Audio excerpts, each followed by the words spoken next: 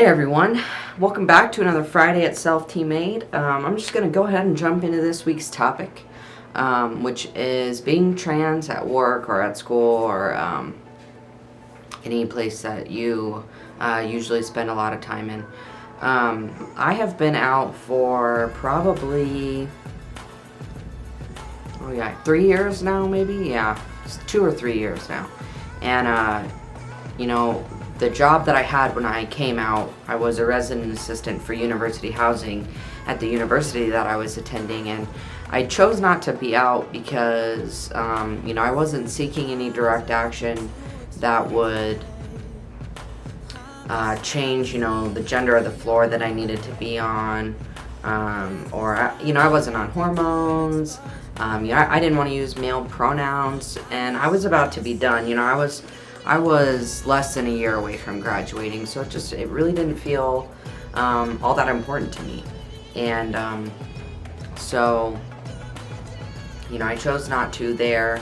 I think 3 months before I graduated, I did start testosterone, but 3 months, a whole lot's not going to really change. So, I told a few of my coworkers, but most of the people I didn't really tell. But I was around a bunch of people that would have been totally fine with it. My bosses would have been cool with it. The first job that I was out at, I was a host at Olive Garden in Salt Lake City, and I came out to them. So I had 4 managers there, and I told them, and they were all very cool about it. I asked them to change Samantha on my name tag, and I'm a non-binary person. I'm pretty gender neutral, so day-to-day life for me is always very interesting and sometimes difficult because restrooms are complicated, and one of my core job aspects was cleaning the bathrooms. So I asked myself where I felt safest, and on the flip side of that, A, where I felt safest, and B, where I felt people would look at me less weird, like they wouldn't question my being in there.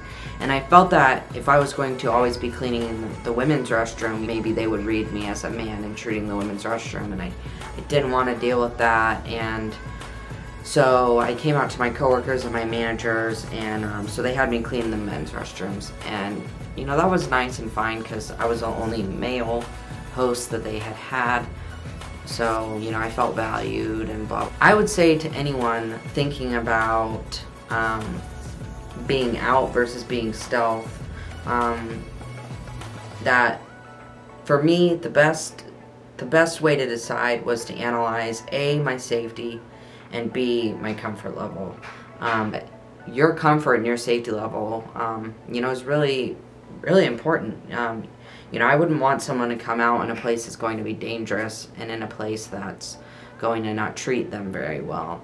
But I would say that, it's important to be who you are and to work for a person in a company that's going to value that about you. And,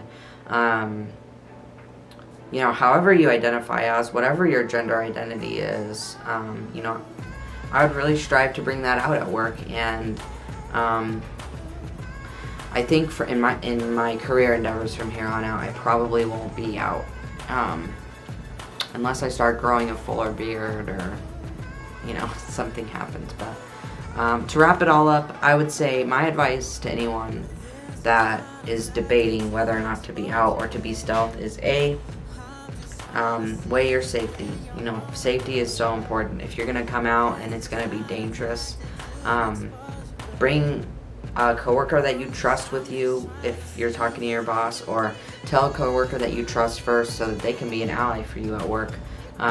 Bring someone for your safety, and also ask yourself if you're comfortable.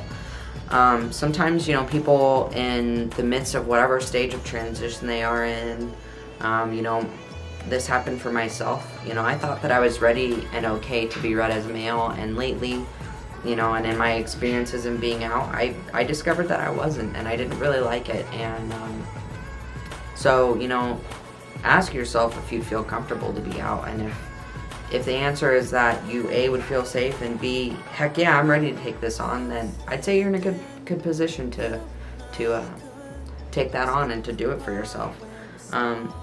So other than that, yeah, I don't really have anything else to say, but I will see you guys next Friday.